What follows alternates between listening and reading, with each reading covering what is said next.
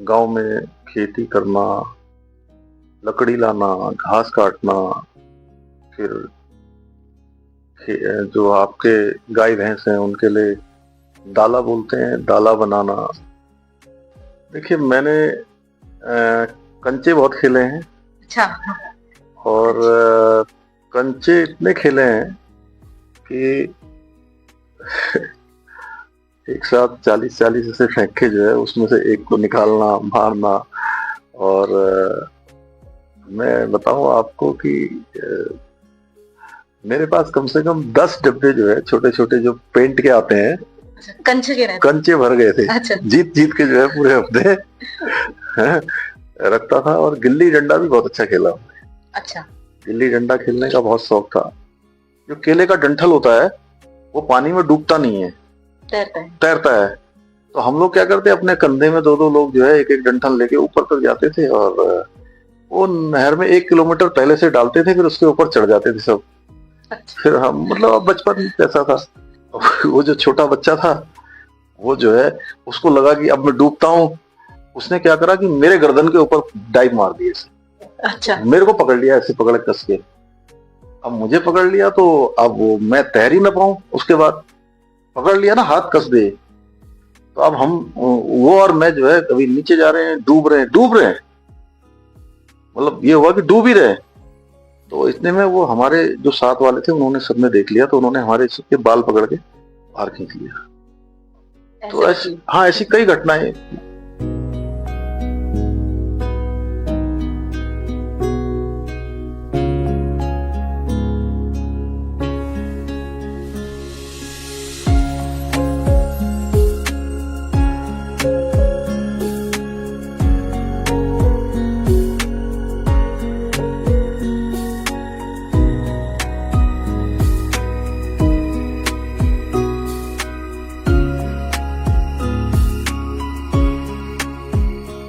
नया साल, कुछ ऐसे सवाल जो शायद प्रदेश की जनता भी जानना चाहेगी, और एक मुख्यमंत्री के तौर पर पुष्कर सिंह धामी के व्यक्तिगत जीवन में या उनके आसपास क्या होता है ये भी जानना चाहेगी।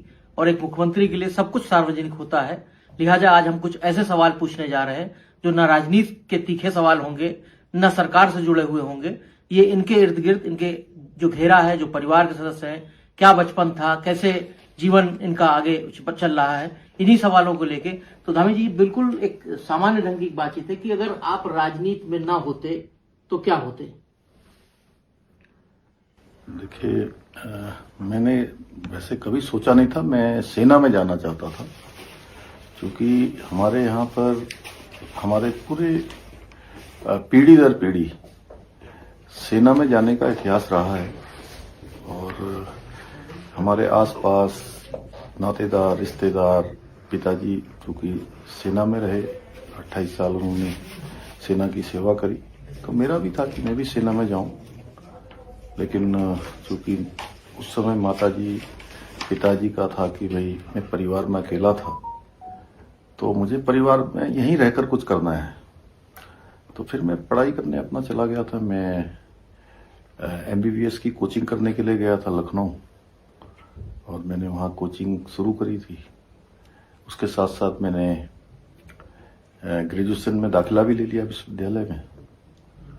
तो दोनों चीज़ें साथ साथ होती चली गई। फिर मैं ग्रेजुएट हो गया, फिर पोस्ट ग्रेजुएशन मैंने वहाँ से किया, और करते करते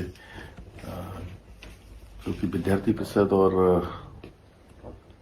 संघ से जुड़ाव था बचपन से ही, शाखा में जाता था, और विद्यार्थी परिषद के अनेक दायित्व तो मुझे लगातार जिम्मेदारी मिलती रही।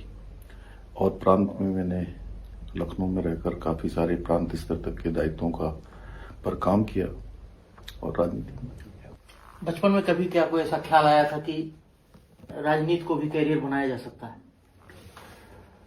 नहीं, कभी भी मैंने, देखिए, कभी कुछ बनने के बारे में नहीं सोचा। मैं सच बताऊं तो मैं हमेशा ये सोचता था कि मुझे कुछ करना है, और कभी भी मैंने बैकडोर या शॉर्टकट ये रास्ता कभी सोचा नहीं जीवन में। आज भी मैं नहीं सोचता हूँ। आपने देखा होगा, जब भी राज्य के अंदर कहीं पर भी कोई समस्या आती है, किसी प्रकार की हमारे प्रदेश में लोगों को कोई परेशानी होती है, तो मैं उसमें पीछे नहीं रहता हूं, मैं हमेशा सामने आकर बात करता हूं। और मेरा ये मानना होता है, मैं पूरे सिस्टम को भी कहता हूं कि ये भी हमारे जैसे ही लोग हैं, हम भी इनके जैसे ही हैं, इनके बीच के हैं। अगर कोई चीज हम नहीं कर सकते हैं या कोई ऐसी बात है जो हम उनको समझा सकते हैं, तो हमको उनको बताना चाहिए। उनके बीच में जाते हैं तो मैं बड़ी कृपा भगवान की भी मानता हूं और देवभूमि उत्तराखंड के लोगों का आशीर्वाद भी है कि जब जब भी कोई चुनौती आई, कोई समस्या आई, लोगों के बीच में हम गए, लोगों ने उसको समझा और हमेशा साथ दिया। बात आज आपके व्यक्तिगत जीवन के बारे में हो रही है, तो हम आपके बचपन के बारे में जरूर जानना चाहेंगे। आज आप अपने बच्चों का बचपन देख रहे हैं, उनकी स्कूलिंग देख रहे हैं, तमाम सुख सुविधाएं हैं। आपका बचपन कैसा था और उस समय कैसे संघर्ष किया आपने पढ़ाई के लिए? देखिए, मैं बहुत बचपन की बात बताऊं तो मुझे लगता है कि मेरे स्मरण में है, मैं 4 साल का रहा हूँगा तब मैंने स्कूल जाना शुरू किया। और स्कूल काफी दूर था। मेरा जो पहाड़ वाला जहाँ मेरा जन्म हुआ था, वो कराली छिन्ना से आगे एक ग्राम सभा है, टुंडी ग्राम सभा, और वहां से स्कूल काफी दूर था, मतलब मुझे लगता है 2-3 किलोमीटर होगा, और खड़ी चढ़ाई थी। और सर्दियों के दिनों में बहुत ज्यादा ऐसे कपड़े भी बहुत ज्यादा नहीं होते थे उस समय। मैं अपनी बात नहीं, मेरे साथ जो भी जिस प्रकार का वहां का रहन सहन था, कम कपड़े होते थे और ठंड बहुत होती थी। ठंड के दिनों में, चूंकि आजकल ये जनवरी का माह है, इसलिए मैं आपने ऐसा प्रश्न पूछा, तो हम जाते थे स्कूल, तो पाठी लेकर जाते थे, तख्ती लेकर, और वो हाथ मतलब ऐसे ठंडे हो जाते थे स्कूल पहुंचते तक, हाथ, ये कान और पैरों में, कि कैसे जैसे किसी ने सुई चुभा दी हो, इतनी तेज दर्द होता था उसका, ठंड का। और वो रहा बहुत बचपन, मतलब 4 साल का एक साल में रहा। उसके बाद मैं खटीमा आ गया था। तो खटीमा में मेरा दाखिला जो है प्राइमरी पाठशाला में नगला तराई स्कूल में हुआ। कक्षा 1 से लेकर कक्षा 5 तक मैंने वहां पढ़ाई करी। और किताब में लिखने के लिए बहुत दिनों बाद हुआ। शुरू में हम तख्ती में ही लिखते थे, और तख्ती में लिखते थे। और मुझे याद है कि स्कूल जाते थे तो एक जो हमारे यहाँ खाद आती थी खेत में डालने के लिए, खाद का जो कट्टा होता था, जो बस्ता था इसमें खाद आती थी, उसको फाड़ लेते थे, 2 कर लेते थे। एक मेरी दीदी थी मेरे से बड़ी, एक वो लेती थी, एक मैं लेता था, और उसको अपने साथ लेके जाते थे अपने बैग में डाल के। और उसी को वहां बैठने के लिए, चूंकि फर्श वर्ष नहीं था स्कूल में, तो उसी में बैठते थे और तख्ती में लिखते थे। तख्ती में दवात और कलम से भी लिखते थे। पता नहीं आप लोगों ने तो नहीं लिखा होगा, शायद आपने लिखा था? हाँ, दवात से लिखते थे। उसको बोलते हैं कमेट, है खड़िया। तो चौक होती थी स्कूल में, गुरुजी लोग जिससे लिखते थे, और हम दवात में उसमें खड़िया को घोलते थे उसको, और उसको घोलने के बाद अच्छा बनाते थे, फिर उससे लिखते थे, और फिर घर आके तख्ती को साफ करते थे, और उसमें जो है घोटा लगाते थे।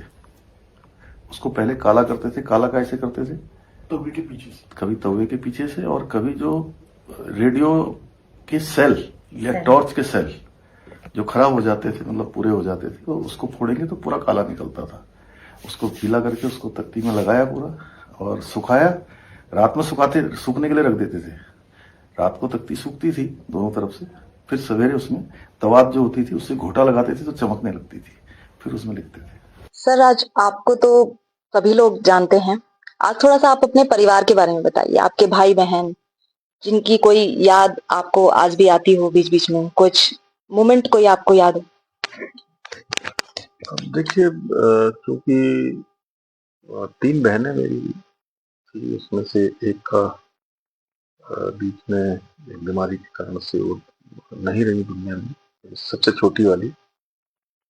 और बाकी 2 बहनें हैं, अभी वो अपने अपने परिवारों में हैं, विवाह हो चुका था पहले ही।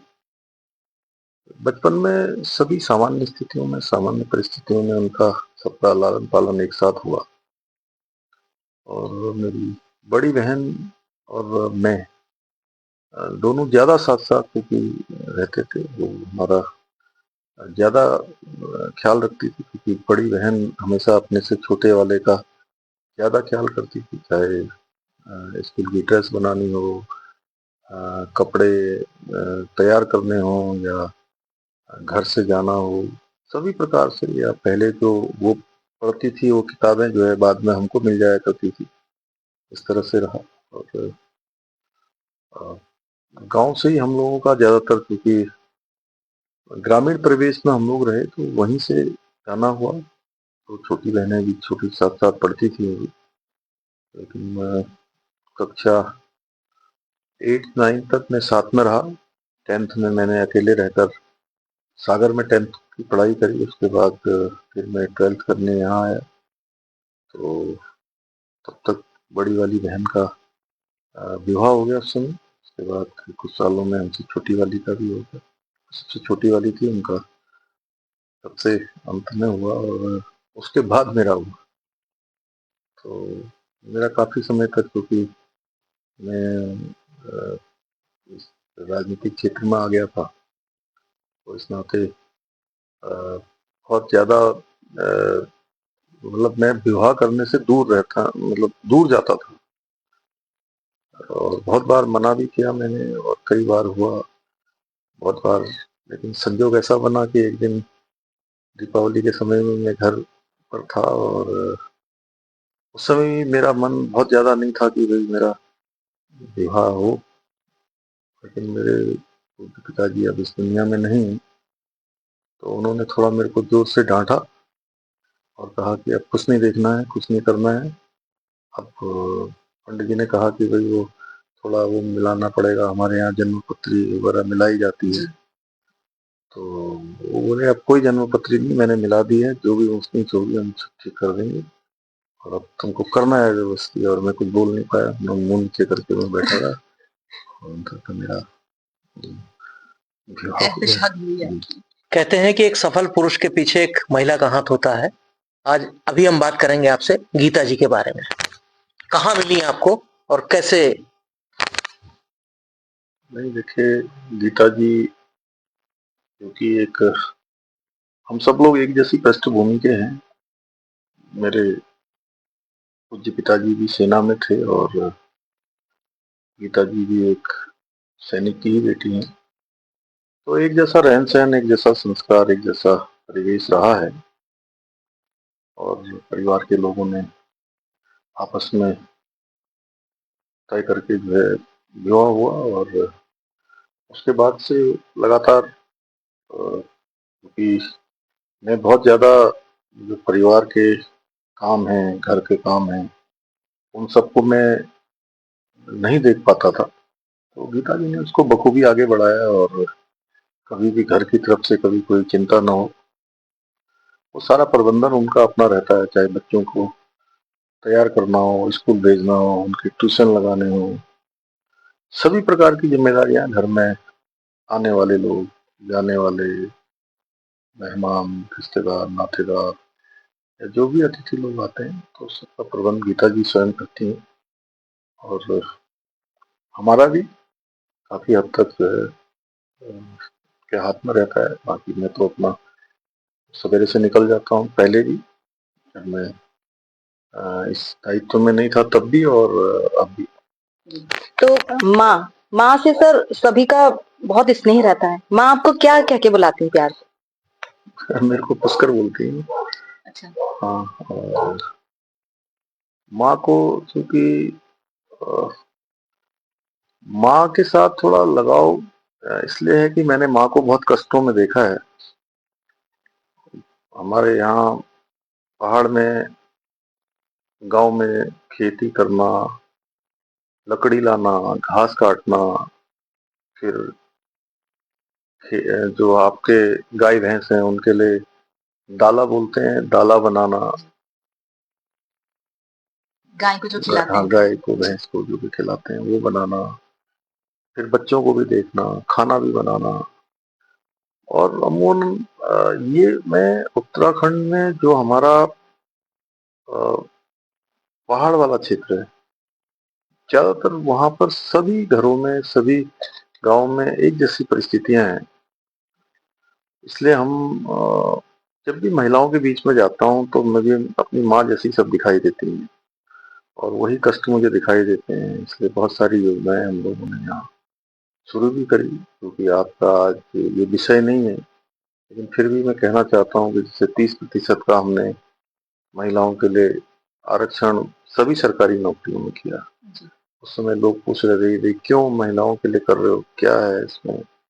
और माननीय न्यायालय में भी हम लोग उसमें गए, तो हमने देखा कि यहाँ पर महिलाओं को बहुत संघर्ष करना पड़ता है, बहुत उनका चुनौतीपूर्ण जीवन होता है।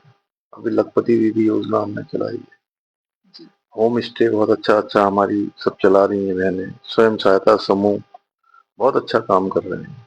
हाउस ऑफ हिमालय ब्रांड हमने इसीलिए यहाँ पर शुरू किया है, उसके माध्यम से आज पूरे देश में, विदेशों में हमारे यहाँ के बने हुए सामानों की मांग बढ़ रही है।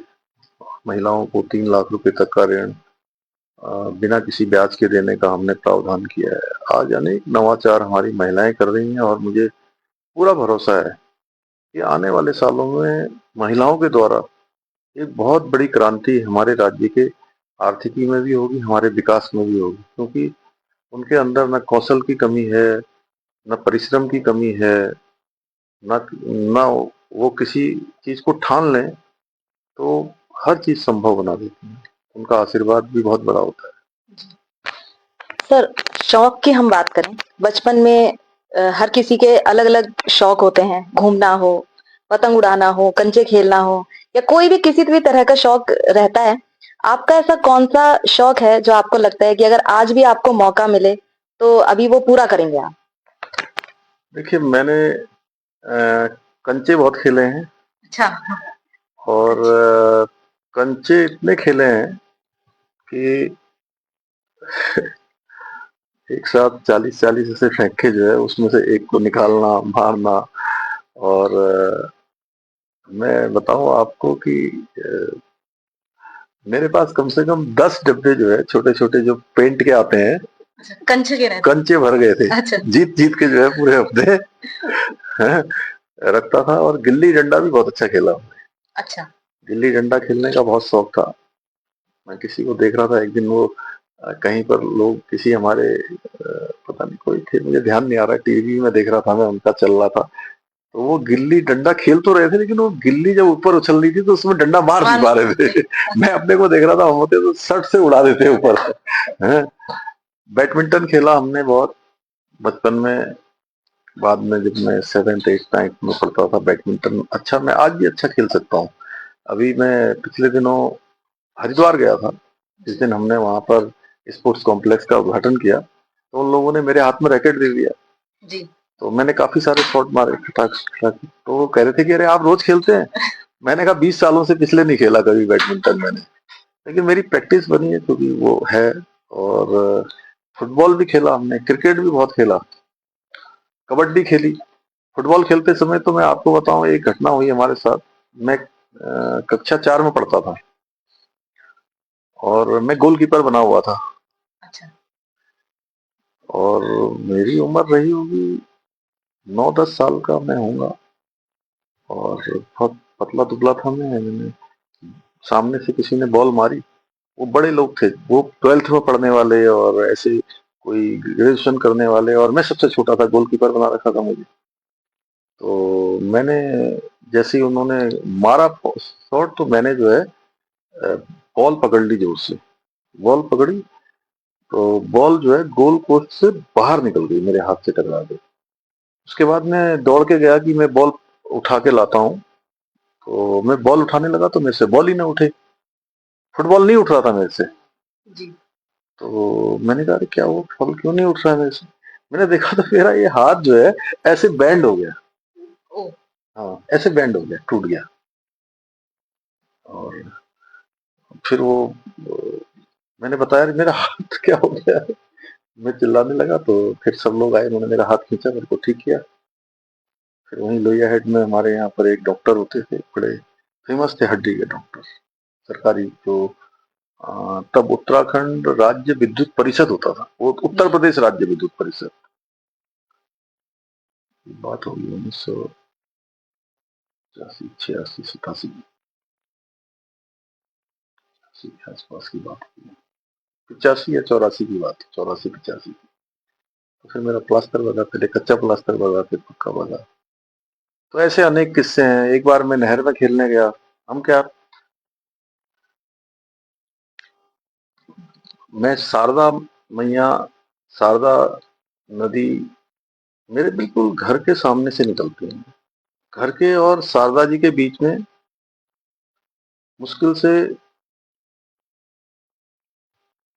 ये कहिए कि मतलब रोड है, आंगन खत्म होता है, रोड है, रोड के बाद शारदा जी। तो हम जब वहां पढ़ते थे स्कूल में, वही चौथी 5वीं क्लास से, बहुत छोटे थे तो माँ जाने नहीं देती थी नहर में, लेकिन हम तैरना सीख गए थे बचपन से और गोता मारते थे, बहुत दूर तक निकलते थे डुबकी लगाकर। अच्छा। तैरना जानते थे, उल्टे होके भी तैरते, ऐसे भी तैरते। और स्कूल से आते थे, बैग फेंकते थे अपना, झोला एक तरफ को, झोला बोलते थे हम लोग, जी, शुरू में झोला ही बोलते हैं हाँ, बचपन में। झोला फेंका इधर को और मारा नहर में ड्राई ऊपर से, और 10, 15, 20 मिनट तक नहाते रहते थे। नहाते नहाते जब ठंडा हो जाता था खूब, पानी बिल्कुल बर्फ जैसा आता है ऊपर से, लेकिन गर्मी भी बहुत होती है वहां। जैसे ही ठंडे हो गए फिर अपना बैठ गए धूप में, फिर गर्म हुए, फिर मारते, 5-6 घंटे तक नहाते थे ऐसे, जब अच्छा। तक शाम नहीं होती। एक दिन, और केले जो है, केले बहुत होते हैं वहां, केले जब मतलब जब पूरे हो जाते हैं, केला अच्छा जी। से अच्छे से पकने जैसा हो जाता है, तो उसको काट देते हैं। जो केले का डंठल होता है वो पानी में डूबता नहीं है, तैरता है। तैरता है। तो हम लोग क्या करते, अपने कंधे में 2-2 लोग जो है एक एक डंठल लेके ऊपर तक जाते थे, और वो नहर में 1 किलोमीटर पहले से डालते थे, फिर उसके ऊपर चढ़ जाते थे सब। अच्छा। फिर हम मतलब अब बचपन कैसा था। तो एक दिन मैं 6 में पढ़ता था, कक्षा 6 में, 6 में। तो एक गांव का ही एक बच्चा था छोटा, वो नया नया आया था, वो एक में, वो होगा 5 या 6 साल का। तो उसको भी हमने कहा चलो चलो तुम्हें भी ले चलते हैं। तो हम 5-7 लोग जो है एक साथ ले गए कि चलो, एक में उसको भी बैठा दिया, छोटे बच्चे को भी अपने साथ, कि चल तुझे भी तैराते हैं ऊपर ऊपर केले के डंठल में। तो काफी देर, 1 किलोमीटर तक चलते रहे सब लोग एक साथ। पानी का जितना बहाव बहुत होता है वो, लेकिन बहुत तेज भी नहीं होता, बहुत कम भी नहीं होता शारदा जी में। आते रहे, बीच में पुल आ गया, पुल के नीचे से निकलना होता, फाटक लगे होते थे। वो फाटक निकलने के बाद घाट आ जाता है, जहां पर हम लोग ऊपर अपना फिर आगे उससे नहीं इधर को आगे। तो जैसे ही हम घाट के पास आए तो अब वो सब इधर उधर, कोई इधर जाने लगा, उधर, तो केला जो है हिलने लगा। वो जो छोटा बच्चा था, वो जो है, उसको लगा कि अब मैं डूबता हूँ। उसने क्या करा कि मेरे गर्दन के ऊपर डाइव मार दी ऐसे, अच्छा। मेरे को पकड़ लिया ऐसे, पकड़ कस के। अब मुझे पकड़ लिया तो अब वो मैं तैर ही ना पाऊं, उसके बाद पकड़ लिया ना, हाथ कस दे। तो अब हम, वो और मैं जो है, कभी नीचे जा रहे हैं, डूब रहे हैं, मतलब ये हुआ कि डूब ही रहे। तो इतने में वो हमारे जो साथ वाले थे, उन्होंने सबने देख लिया, तो उन्होंने हमारे सबके बाल पकड़ के बाहर खींच लिया। तो ऐसी, हाँ, ऐसी कई घटनाएं। तो माँ डांटती थी ऐसी कुछ छुटपुट जो घटनाएं माँ को होती इसे थी? बताते नहीं थे हम लोग। अच्छा। हाँ, माँ को तो चोट लग गई तभी बताना नहीं हुआ, कुछ हो गया नहीं बताना, वहां तो चोरी छिपे छोटी छोटी चोरी छिपे, शैतानी। हाँ, बहुत से। पहले मैं आपसे कुछ और सवाल करने वाली थी, लेकिन बाहर का मौसम का मिजाज देखने के बाद मेरे मन में जिज्ञासा हुई कि मैं आपसे ये जानूं कि आज शायद ज्यादातर बच्चे इस इंतजार में होंगे कि मौसम खराब है तो शायद छुट्टी का कोई ऑर्डर आ जाए। जो नौकरी पेशा वाले हैं वो ये सोचें कि आज किस तरह से जो है ऑफिस से छुट्टी मिल जाए। क्या मुख्यमंत्री पुष्कर सिंह धामी जी ऐसा मौसम देखने के बाद उनके दिमाग में कुछ रहता है इस तरीके से, क्योंकि जाहिर तौर पे ठंड का मौसम है और बाहर निकलने का मन नहीं होता है? देखिए, आपने बड़ा अच्छा प्रश्न किया रितु जी। ये मैं बताऊं कि मुझे अपनी चिंता नहीं होती है, मुझे चिंता उनकी होती है जिनके लिए मैंने कार्यक्रम दिया होता है। जैसे मैंने अभी बरेली का कार्यक्रम दिया था और सवेरे मैं 6 बजे नीचे आता हूँ तो बहुत आज यहाँ कोहरा लगा हुआ था। तो मेरे मन में एक ही प्रश्न हो रहा था कि यार ये दिन तक अगर ठीक नहीं हुआ तो कैसे जा पाऊंगा मैं। उसके बाद एक स्टेडियम का आज शुभारंभ होना है खटीमा क्षेत्र में, उसका भी तो मुझे लगा कि अब चूंकि राष्ट्रीय खेल होने वाले हैं, वहाँ उत्तरायणी का उनका महोत्सव शुरू होने वाला है, तो उनकी चिंता ज़्यादा रहती है। और मैं जनरली क्या करता हूँ कि छुट्टी उट्टी मैं लेता नहीं हूँ। और सच बताऊँ तो जिस दिन में अगर ऐसा कभी होता है तो वो दिन मेरे लिए बहुत भारी हो जाता है, क्योंकि उस दिन फिर मैं अपना शेड्यूल दूसरा बनाया होता हूँ और यहाँ फिर मेरे को दूसरे लोगों को मेरे को ये लगता है कि जिनकी व्यवस्था पहले से बन गई है, कोई अपने अपने काम पर चले गए होंगे, उनको बुलाना या उनको बीच में अव्यवस्थित करना बिल्कुल भी अच्छा नहीं लगता है। मैं बहुत व्यवस्था से कोशिश करता हूँ कि काम करूँ। ठीक, आज तो आप मुख्यमंत्री की कुर्सी पे हैं, इसलिए आपने इस सवाल का जवाब इस तरीके से दिया जो लाजमी भी है, लेकिन स्कूल टाइम पे या उस दौरान के कभी? हाँ, स्कूल टाइम पर जरूर लगता था कि जो है आज बहुत बारिश हो गई है, पानी भर गया है या बहुत ठंडा हो गया है तो छुट्टी हो जानी चाहिए। और ये बात मुझे तब ज्यादा लगी, एक दिन मैंने आपके कार्यक्रम में बताया कि मैं गैरसैंण में इस बार जब हमारा ये अगस्त के माह में जो सत्र चल रहा था, तो उस सत्र में 10:30 बजे रात को मेरा बेटा है छोटा वाला प्रभाकर, वो मुझे फोन कर रहा था। बाद में मैंने 2-3 बार उसने फोन किया होगा तो मैं उसका फोन उठा नहीं पाया। मैंने उसको कॉल बैक किया रात में 10:30 बजे, तो तब मुझे बोला कि पापा यहाँ बहुत बारिश हो रही है, यहाँ बहुत बारिश हो रही है। मैंने कहा तू कहाँ है? तो बोला कि मैं ऊपर हूँ, मैं देख रहा हूँ नीचे पानी भर रहा होगा, यहाँ भर रहा है। और तो मैंने कहा अच्छा तो क्या है बताओ। मैं उसकी बात पहले समझ नहीं पाया, तो बोला ये डीएम मैडम को पानी नहीं दिखाई दे रहा होगा क्या, यहाँ इतनी बारिश हो रही है। तो मैंने तो उसका कहना था कि डीएम मैडम ने हमारी छुट्टी नहीं करी है अभी तक। तो खैर फिर वो छुट्टी हो गई। छुट्टी हुई तो अगले दिन बाद में छुट्टी हो गई, जब वो सो गया होगा तो उन्होंने यहाँ छुट्टी कर दी स्कूल की। तो मैं अगले दिन यहाँ आ गया था, तो मैंने उसको कहा कि तुम्हारी छुट्टी हो गई और आज पानी तो हुआ नहीं। तो बोला कि बोला इतना पानी भरा है स्कूलों में, रोड में कोई दुर्घटना हो जाती। तो मुझे मतलब बचपन के दिन उस दिन मुझे जरूर याद आए कि मैंने छुट्टी होनी चाहिए। बचपन में तो लगता ही था छुट्टी होनी चाहिए, किसी दिन जो है खेलने के लिए मिलना चाहिए, किसी दिन जो है मेले में जाने के लिए मिलना चाहिए, टेलीविजन देखने को मिल जाना चाहिए, पिक्चर देखने को मिलना चाहिए, या कुछ और जो भी हमारे खेल होते हैं। साधारण पृष्ठभूमि से आकर असाधारण मुकाम हासिल करना, इस पूरी यात्रा में आपकी जीवन शैली में भी बहुत सारे परिवर्तन हुए होंगे। राजनीतिक व्यस्तताएं अपनी जगह हैं, लेकिन गृहस्थ जिम्मेदारियां भी आपके ऊपर हैं। कैसे सामंजस्य बिठाते हैं इसके बीच में? खास तौर पे जब 30 त्योहार होते हैं उस वक्त परिवार वाले भी चाहते हैं कि हमारे साथ ही जो है टाइम स्पेंड किया जाए, लेकिन आपको पूरे राज्य भर में जाना होता है, तो कैसे किस तरह से फिर उन्हें मनाते हैं या किस तरह की स्थिति होती है उस वक्त? थोड़ा मुश्किल होता है और सबकी अपेक्षाएं भी होती हैं, परिवार की भी अपेक्षाएं होती हैं, लेकिन परिवार के लोगों को धीरे धीरे ये बहुत अच्छे से थोड़ा सा महिलाओं को थोड़ा सा ये लगता ज्यादा है और उनको लगता है कि भाई हमारे साथ होने चाहिए, और ऐसा सभी माँ को भी लगता है, पत्नी को भी लगता है। लेकिन बच्चों को बहुत जल्दी समझ में आ गया कि पापा की जिम्मेदारी अलग है, और वो मतलब जब भी कोई ऐसी बात आती है तो बीच में आ जाते हैं और कहते हैं कि नहीं, अपनी माँ से भी कहते हैं कि नहीं पापा से जो है मत करो, उनको बहुत कुछ देखना है, बहुत जगह जाना है, बहुत करना है। लेकिन उसके बावजूद भी होली है, दिवाली है या अन्य जो त्योहार हैं हमारे, जिनमें हम पूजा करते हैं और कुछ हवन करते हैं, उन सब में मैं शामिल होता हूँ। अब बात करेंगे हम दोस्ती की। तो दोस्ती जीवन में कितनी जरूरी है? दोस्ती का देखिए बहुत ही अपना एक स्थान है, वो स्थान कोई नहीं भर सकता। लेकिन असली दोस्ती जो है संकट काल में परखी जाती है। संकट काल में जो मित्र आपके समय में आते हैं, आपके बुरे समय में साथ में होते हैं, तो वो असली मित्र की पहचान होती है।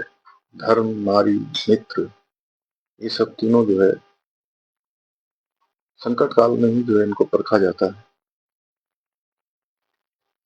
और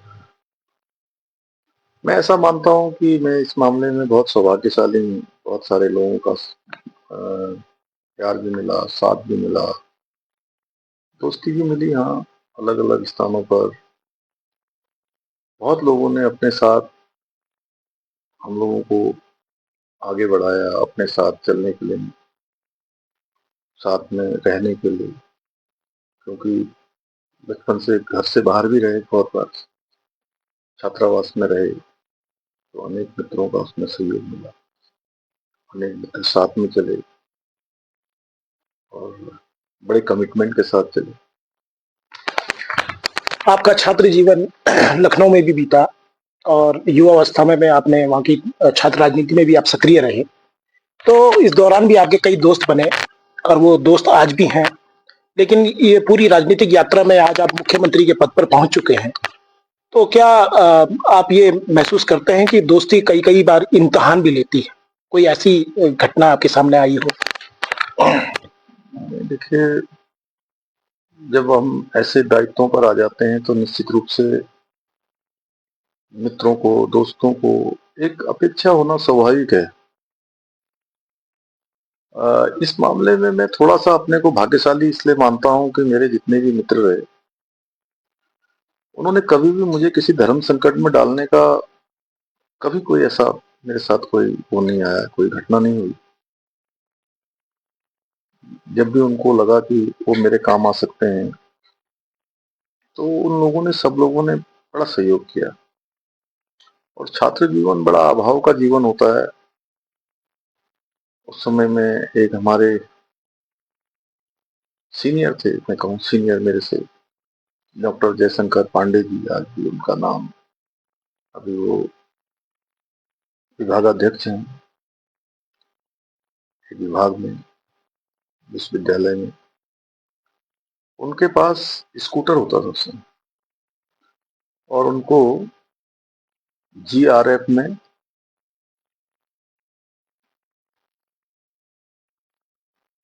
7,000 या 8,000 रुपए पर मंथ उनको स्कॉलरशिप मिलती थी। तो उसमें से जो भी उनके खर्चे वर्चे होते थे, सब होने के बाद 1,500-2,000 रुपए तो वो हम लोगों के, मेरे लिए विशेष रूप से, अपने तेल में खर्च कर देते थे स्कूटर से। और अपनी स्कूटर दे देते थे कि आपको संगठन का काम करने के लिए कहीं भी जाना हो तो आप मेरी स्कूटर ले जाओ, इसमें तेल डालो, इसमें ये करो। तो ऐसे अपने आप में मैं जब भी उनके बारे में सोचता हूँ, या कभी कभार वो मुझे अभी भी फोन करते हैं, तो ज्यादातर सवेरे सवेरे फोन उनका आता है। मैं कोशिश करता हूँ कि उनका फोन में मिस न करूँ। दोस्ती दोस्ती जो मित्रता है उसके भी कुछ ऐसी संस्मरण आपको होंगे, कुछ ऐसे राज होंगे जिन्हें आज आप साझा करना चाहेंगे हमारे साथ? कोई ऐसी घटना दोस्ती को लेकर? नहीं, ऐसा कोई विशेष वो नहीं है। हाँ, ये है कि अ, छात्र जीवन में बहुत बार जब हमको लगता है कि अ, आप अकेले हैं, तो उस समय में आपके साथ एक समूह खड़ा हो जाता है। वो एक बड़ी ताकत होती है। राजनीतिक क्षेत्र में जब आप आगे चले जाते हैं तो बहुत बार ऐसा भी लगता है कि आपके पास जिम्मेदारियां बड़ी हो जाती हैं, आपका पद भी बन जाता है, सम्मान भी हो जाता है, पहचान भी ज्यादा हो जाती है। लेकिन वो दोस्त याद आते हैं जो उस समय के साथी होते हैं, जब वो आपको अकेला नहीं छोड़ते। स्टूडेंट लाइफ में आप जो है उनके साथ रहते हैं, उनके लिए काम करते हैं, वो आपके लिए काम करते हैं। लेकिन ये जो फील्ड है, इस फील्ड में स्थितियां अलग होती हैं। लेकिन वहां पर एक बार मुझे ध्यान है कि मैं छुट्टी के दिन, शाम को कुछ बरसात हो रही थी, नए नए एडमिशन शुरू हुए थे, और नए छात्रों का एक दल, कॉमर्स के, वो नॉवल्टी सिनेमा में लखनऊ में पिक्चर देखने के लिए गए थे। और पिक्चर देखते देखते उनका वहां झगड़ा हो गया। झगड़ा हो गया तो उसमें से कुछ छात्र लौट कर आए किसी बात पर, लाइन में लगने को लेकर कोई हुआ, और वो यूनिवर्सिटी में आए कि ऐसे ऐसे झगड़ा हो गया। तो हम सब लोग वहां पहुंच गए, नावल्टी सिनेमा। और नावल्टी सिनेमा में जब गए तो जैसे ही उन्होंने हमको देखा, क्योंकि मैं छात्र उसमें राजनीति में था, हाँ। तो उनको जोश आ गया, और जैसे ही उन्होंने हमको देखा तो उन्होंने मारपीट शुरू कर दी। वहाँ 50-60 लड़कों ने पूरी मारपीट, हॉल के अंदर मार हंगामा हो गया, और ऐसा हंगामा हुआ कि वहां से पिक्चर हॉल जो है सारा खाली हो गया। और इतनी देर में हम जब अंदर पहुंचे तो इतनी 15-20 मिनट के अंदर जो है पूरे लखनऊ की सारी पुलिस वहां आ गई, और पूरा जो है नावल्टी सिनेमा घेर लिया। मैं और हमारे 3-4 साथी रह गए। उसके बाद जो है इंस्पेक्टर साहब आए कि ये तो ऐसा ऐसा मामला है, ये कह रहे हैं कि भाई आप लोगों ने यहाँ लूटपाट करवा दी है, ये करवा दिया, तोड़फोड़ करवा दी। हमने कहा नहीं नहीं, इन्होंने भी बहुत मारपीट करी है, आपने मुकदमा लिखना है तो इनके ऊपर भी लिखिए, हमारे ऊपर भी लिखिए। खैर पूरी रात भर जो है वहां बैठे रहे हम लोग। अगले दिन पूरे छात्रों का समूह आ गया, सब आ गया, और अगले दिन मुचलका करवाया गया और छूट गए। लेकिन ये देखा कि रात को भी जब वो वहां रुकना पड़ा तो पूरे यार दोस्त मित्र खूब सारे आ गए, सैकड़ों की संख्या में। तो वो दिन याद आते हैं कि भाई हम बिना बुलाए सब लोग आ जाते हैं, और बड़ी पक्की दोस्ती होती है बचपन में। अब लौटते हैं माँ की तरफ। माँ से संबंधित अभी अलका जी ने कई सवाल आपसे पूछे। एक छोटा सा सवाल मैं भी पूछना चाहूंगा कि जब अखबारों में खबर छपती है, टीवी पर खबरें चलती हैं, तो कई बार क्या कभी ऐसा अवसर आया कि माताजी ने कहा कि भाई पुष्कर तुम ऐसा क्यों नहीं करते हो, ये क्यों हो रहा है ऐसा? नहीं, माता जी देखिए ऐसा है कि बहुत ज्यादा अखबार वगैरह तो वो नहीं देखती हैं, लेकिन आजकल उनको कोई ना कोई उसमें दिखाता है टीवी में। तो उनको चूंकि एक माँ क्या होती है कि वो माँ को लगता है कि उसका बेटा सबसे अच्छा है, इसलिए उनको कमी कम दिखाई देती है, वो देखने में ज्यादा इंटरेस्ट होता है। हाँ ये जरूर था कि आज सवेरे सवेरे माँ यही है, अभी आई है, तो माँ और मैं ही है यहाँ, और कोई नहीं है इस समय। तो मुझे आज कह रही थी कि वो मुझे कुंभ में जाना है। हाँ, तो मैंने कहा मैं बात करता हूँ कुंभ में कैसे जाना है, क्या जाना है। और एक 2 लोग उनके और भी हैं साथ में, वो भी जाना चाहते हैं। तो तब कह रही थी कि मोदी जी ने कहा कि भाई, वो मोदी जी का नाम ले रही थी कि मोदी जी टीवी में कह रहे थे कि कुंभ में सबको मिलना है, सब लोगों को आना है, और स्नान करना है, पवित्र करना है, वो सब उन्होंने, वो देखती हैं तो इस तरह की बात जरूर बताती हैं कि क्या कहा। आज अगर किसी दूसरी पार्टी वाले ने कुछ कहा तो वो भी बताती हैं। तो इतनी बात जितना भी समय मिलता है तो उनसे होता है। ये थे हमारे साथ उत्तराखंड के युवा मुख्यमंत्री पुष्कर सिंह धामी जी। धामी जी ने तमाम छुए अनछुए पहलुओं को आज सार्वजनिक किया, और हमको लगता है कि जैसे एक मुख्यमंत्री के बारे में प्रदेश की जनता जानना चाहती, उसी तरीके वो सवाल भी, वो अनछुए पहलू भी जानना चाहती थी। आज बहुत बहुत आपका शुक्रिया, बहुत बहुत धन्यवाद, आपने हम लोगों को अमर उजाला को टाइम दिया। धन्यवाद आपका, पूरी टीम को, सबको, अमर उजाला के पूरे समूह को मेरी तरफ से ये वर्ष 2025 शुरू है उसकी भी शुभकामनाएं। धन्यवाद। अमर उजाला जीवांजलि के सारथी की मदद लें और महाकुंभ में स्नान जरूर करें।